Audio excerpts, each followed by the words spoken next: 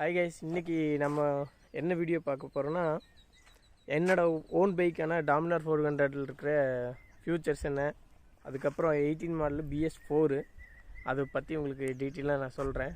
எப்படி இருக்குன்னு பாருங்கள். நம்ம வண்டியோட ஸ்பெக்ஸ் அப்படின்னு பார்த்தோன்னா டியூவல் சேனல் ABS கொடுத்துருக்காங்க. அப்புறம் பார்த்திங்கன்னா அது நல்ல ஹெல்ப்ஃபுல்லுங்க. எனக்கு உண்மையாகவே சொல்லுவேன், நிறைய டைம் பார்த்திங்கன்னா காப்பாற்றி விட்டுருக்குது. அப்புறம் பார்த்திங்கன்னா நம்ம வண்டியோட ஆனால் ஸ்பெக்ஸ்லேயும் பார்த்திங்கன்னா அந்த இது சொன்னல ABS, அதுவும் பார்த்திங்கன்னா ஒரு வேகத்தில் போயிட்டுருக்கிறப்போ திடீர்னு ஒரு ஸ்டக் ஆகிற மாதிரி ஒரு இந்த மாதிரி வேகத்தட்ட மாதிரி வரும்ல, அந்த இடத்துல ஏற்றும் போது நம்ம பிரேக் பிடிச்சிட்டு இதை லைட்டாக வச்சு அப்போ பார்த்திங்கன்னா எனக்கு லைட்டாக விட்டு பிடிக்கிற மாதிரி ஒரு ஃபீலிங்கு. அது எல்லாத்துக்கும் இருக்குதான்னு கமெண்ட் பண்ணுங்கள். ஓகே, அப்புறம் பார்த்திங்கன்னா ஹீட்டிங் பார்த்திங்கன்னா அதுக்குன்னே தனியாக நான் ஒரு வீடியோ மேக் பண்ணி போடலாம். ஆனால் ஹீட்டிங் இஷ்யூ பார்த்திங்கன்னா பயங்கரமாக இருக்குது. ஓரளவுக்கு இங்கேருந்து ஒரு 4 கிலோமீட்டர் போயிட்டு ரிட்டன் வர்றப்போ போய் பார்த்திங்கன்னா நல்லா ஒரு ஹீட் ஆகிடுது இன்ஜினு. அப்புறம் ஹீட்டிங் பார்த்தா தொடையிலேயே நல்லா அடிக்கும். ஸோ இந்த நேரம் உட்காந்துட்டு என் லெக்கு பார்த்திங்கன்னா இப்படி வர்றப்போ எனக்கு கரெக்டாக இங்கே முட்டியில் நல்லா ஹீட் அடிக்கும். வண்டியை நிறுத்திட்டு பக்கத்தில் வந்தாலும் ஹீட் அடிக்கும். புது ஏதாச்சும் ஒரு சிட்டியில் நிறுத்தின உடனே என்னை நிறைய பேர் பார்ப்போம், சுற்றி முட்டிருக்க எல்லாருமே என்னை தான் பார்ப்பாங்க. என்னடா இது இவ்வளோ ஹீட் வருது வண்டியில் அப்படிங்கிற மாதிரி. சத்தமும் அந்தளவுக்கு வந்துடும். ஃபேன் ஓடிச்சினாலே சத்தம் வரும். அப்படிங்கிறப்போ நல்ல ஒரு இது பண்ணி விட்டுருவோம். எல்லாருமே பப்ளிக் ரியாக்ஷன் பார்த்திங்கன்னா பயங்கரமாக கொடுப்பாங்க. என்னடா இவ்வளோ வண்டி வச்சுட்டு சவுண்ட் அதிகமாக வச்சுட்டு வரான் அப்படிங்கிற மாதிரி இருக்கும். அப்புறம் இதோட லைட் பார்த்திங்கன்னா LED லைட்ஸ் தான், ஃபுல்லாகவே எல்லா பக்கமும் LED லைட்ஸ் தான் கொடுத்துருக்காங்க. லைட்டுன்னு பார்த்திங்கன்னா உங்களுக்கு பவர் பக்காவாக இருக்கும். இப்போ உங்களுக்கு நான் ஒரு வீடியோ காட்டுறேன், அதை பார்த்துட்டு வந்துடுங்க.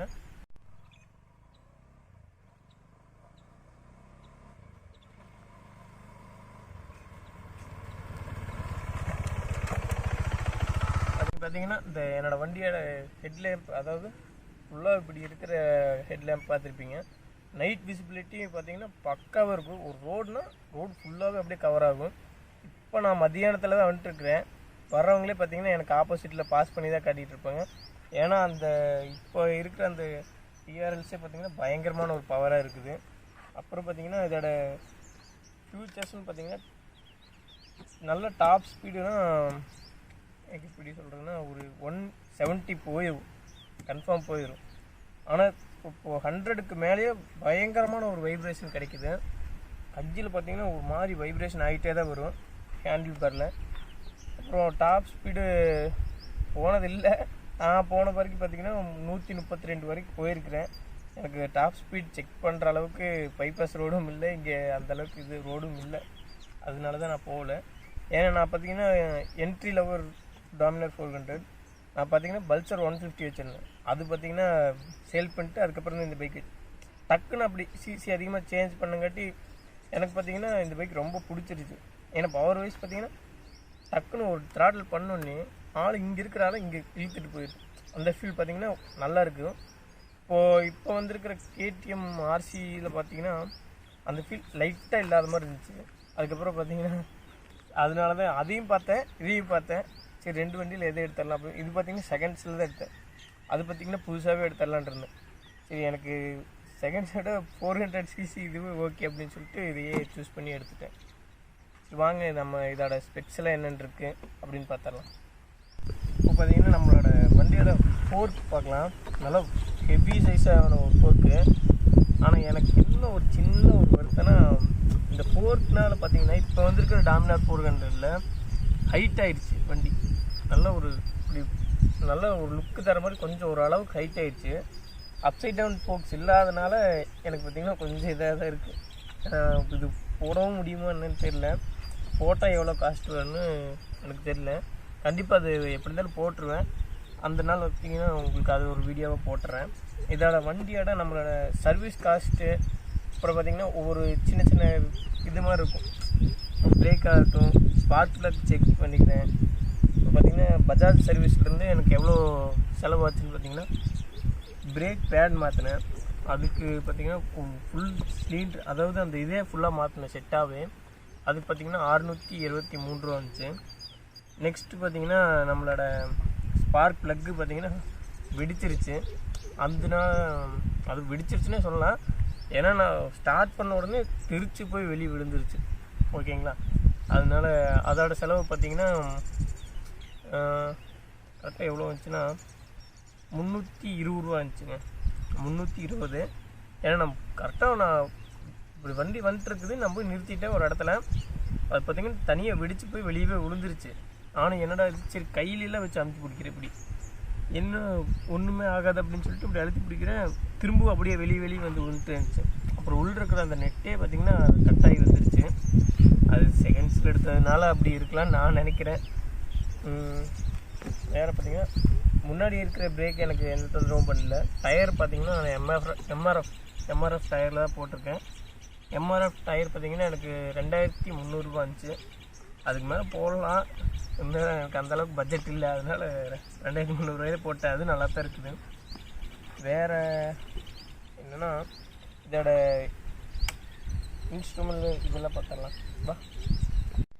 இப்போ பார்த்திங்கன்னா நம்மளோட டிஸ்பிளே சைடு வந்துடலாம். இது பார்த்திங்கன்னா 18 மாடலில் என்னென்ன கொடுத்துருக்காங்க நீங்களே பாருங்கள்.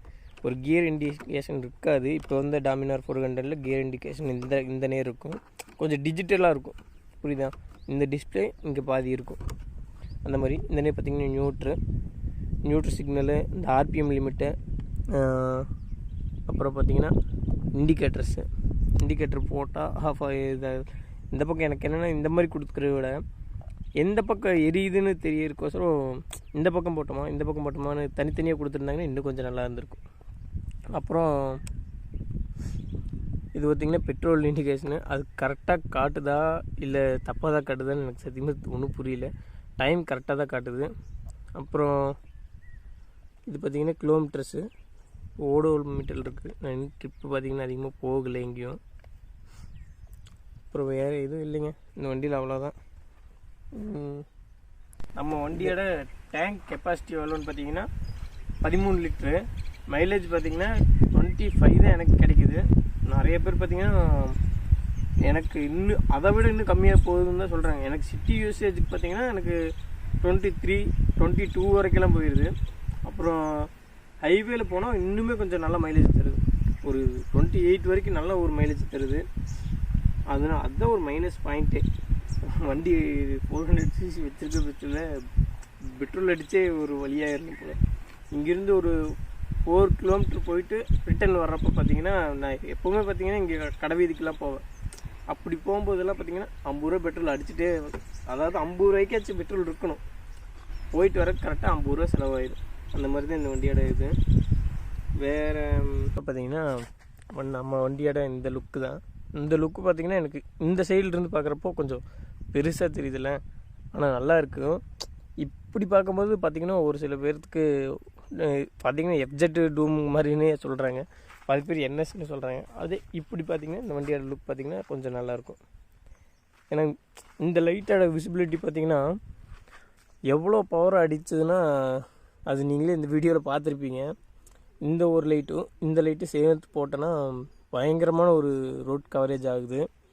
இந்த லைட்டே பார்த்திங்கன்னா எனக்கு போதுன்னு தான் தோணும். ஒவ்வொரு டைம் இந்த லைட்டை நான் போட மாட்டேன்.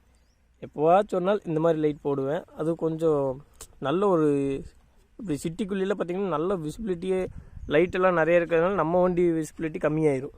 அதனால இந்த லைட்டு போட்டுக்குவேன். இந்த லைட் எப்போ போடுவேன்னா ரோட்டில் சும்மா யாருமே இல்லாத டைம் போயிட்டுருக்கேன்னா இந்த லைட்டு மட்டும் யூஸ் பண்ணிக்குவேன். வேறு பார்த்திங்கன்னா இந்த வண்டியில் டாப் ஸ்பீடு இதெல்லாம் செக் பண்ணுறப்போ நான் ஒரு 132 போடுறப்பவே நல்ல முறுக்கி பிடிச்சிக்கிட்டேன். பிடிச்ச உடனே எனக்கு டப்பால்னு வெடிக்க ஆரம்பிச்சிருச்சு. என்னடா வெடிக்குதுன்னு பார்த்தேன். ஆனால் இப்போது அந்த இது இல்லை, வெடிக்கலை. ஆனால் ஒரு முறுக்குனே சட்டுன்னு என்னமோ வெடிக்குது. அதுக்கப்புறம் பார்த்திங்கன்னா வேறு கியரு போட்ட உடனே பட்டார் அப்படின்னு ஒரு சவுண்டு வரும். என்ன இதில் செயின் லூப் பண்ணியிருக்கிறேன். செயின் லூப் பண்ணியும் திரும்ப அதே மாதிரி தான் லூஸ் ஆகிட்டே தான் இருக்குது. ஏன்னா செயினை ஃபுல்லாக மாற்றலான் இருக்கேன். வேறு இது இங்கே இருக்குது பார்த்திங்களா, இந்த லைட்டும் பார்த்திங்கன்னா உங்களுக்கு எல்இடி தான். இதுவும் எல்இடி. அடியில் இங்கே ஒரு லைட் எரிஞ்சிட்ருக்கும். இதோட விசிபிலிட்டியே நைட்டு நல்லாயிருக்கும். இந்த இடமே கவர் ஆகிடும். அந்தளவுக்கு உட்காந்தே சாப்பிடல இந்த இடத்துல, அந்தளவுக்கு இந்த லைட் அடிக்கும். இண்டிகேட்டர் இருப்பாங்க, இண்டிகேட்டர் எல்இடி தான். எல்லா பக்கம் எல்லாமே இண்டிகேட்டர் பார்த்திங்கன்னா எல்இடியில் தான் கொடுத்துருக்காங்க. எல்லா பைக்கும் பார்த்திங்கன்னா வராது. நிஞ்சாக்கெல்லாம் பார்த்திங்கன்னா எல்லாமே ஹாலஜன் கொடுத்துருவானுங்க. நான் ராயல் என்ஃபீல்டு ஹண்டருக்கு போய் பார்த்தேன். ஒரு சில இதில் மட்டும்தான் இண்டிகேட்டர் பார்த்திங்கன்னா இது கொடுக்குறானுங்க எல்இடி. அதுக்கப்புறம் பார்த்திங்கன்னா எல்லாம் ஹாலஜனில் கொடுத்துட்றானுங்க. அதனால தான் சரி வேண்டாம் அப்படின்னு சொல்லிட்டு நான் மாறிட்டேன். ஏன்னா ஹாலஜனில் பார்க்குறக்கு இந்த ஒரு ஃபினிஷிங்கில் வராது. இப்படி சொல்கிறதுனா ஒரு பல்ப் எரியிற மாதிரி ஃபுல்லாக இப்படி எரியும். இது பார்த்திங்கன்னா தனித்தனியாக தெரியும். உங்களுக்கு தெரியுதா? இப்படி தனித்தனியாக தெரியுறது கொஞ்சம் நல்லாயிருக்கும். எல்இடியில் பார்த்திங்கன்னா இது உங்களுக்கு விட்டு விட்டு எரியும். அது பார்த்திங்கன்னா கேமராவோட இதனால எரியுது. இது பார்த்திங்கன்னா நேரில் பார்த்திங்கன்னா இது நல்லா தான் இப்படி எரியும். நான் உங்களுக்கு ஃபோட்டோ எடுத்து காட்டுறேன். சீட் கம்ஃபர்ட்டு எனக்கு எந்த அளவுக்கு இருக்குதுன்னு நான் சொல்லிடுறேன். எனக்கு பார்த்திங்கன்னா ஓரளவுக்கு நல்லாவே இருக்குது, இல்லைன்னுலாம் சொல்லிட முடியாது. ஏன்னா நான் என்ன எதிர்பார்த்தேன்னா வண்டி பார்த்த உடனே நான் இப்படி உட்காரணுமோன்னு நினச்சிக்கிட்டேன். அப்புறம் பார்த்திங்கன்னா எனக்கு நேக்கட் பைக்கிங் கட்டி கொஞ்சம் நல்லா கம்ஃபர்ட்டாகவே இருக்குது. என்ன பிரச்சனைனா இந்த நேரத்தில் வண்டி பார்த்திங்கன்னா பின்னாடி தள்ள முடியாது, முன்னாடியே தள்ள முடியும். இது ரொம்ப வெயிட் அதிகம். எத்தனை 200 கிலோ அப்படின்னு சொல்கிறாங்க. ஆனால் மேலுமே சிட்டிக்குள்ளேயெல்லாம் போயிட்டு ஒரு இடத்துல ரோட்டில் நேருக்கு நேர் நிறுத்திட்டு வரலாம்.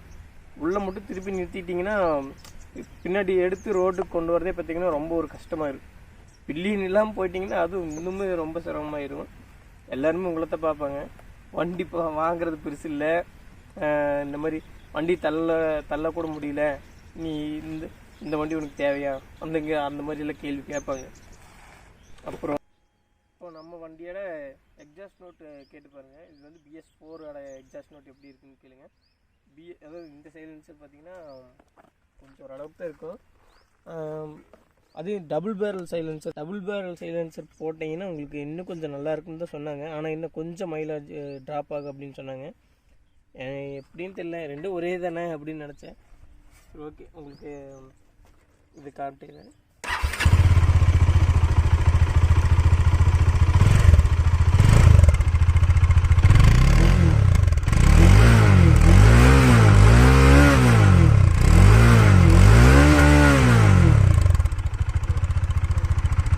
வண்டியோட வாக் அரவுண்ட் ரிவ்யூவெல்லாம் நல்லா பார்த்துருப்பீங்க.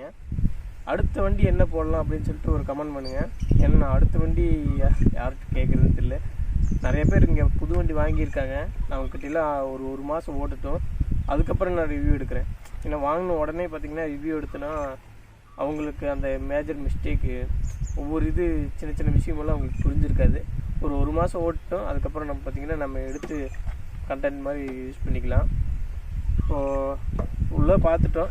ஓகே, அடுத்தது என்ன வண்டி போடணுன்னு மட்டும் கமெண்ட் பண்ணிடுங்க. இதெல்லாம் இந்த வீடியோ என் பண்ணிக்கிறேன்.